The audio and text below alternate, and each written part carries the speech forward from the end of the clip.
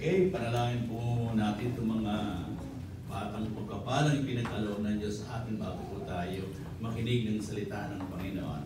Sige po, let's all bow down. Father God in heaven, we are so grateful for this wonderful day that once again you made us to come into your holy presence, oh God.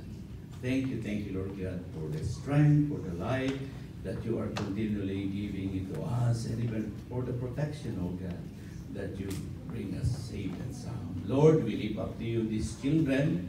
We acknowledge, Lord, that it all comes from you, blessings, a reward, na ibinigay mo, Panginoon, sa bawat pamilya. Lord, help us, Lord God, to nurture them, to train them in the way they should go, God, so that when they are old, they will not depart from your words, O God.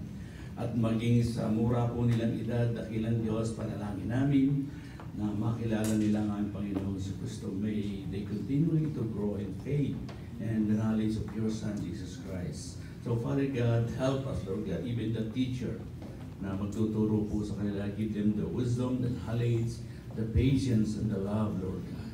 Salamat, Panginoon, at protection po, gabayan po ang mga batang ito, Panginoon. Dalangin namin na patuloy po silang lumaki ng naayos sa inyong kalooban. This is our prayer. In Jesus' name we pray. Amen. Hallelujah. God bless.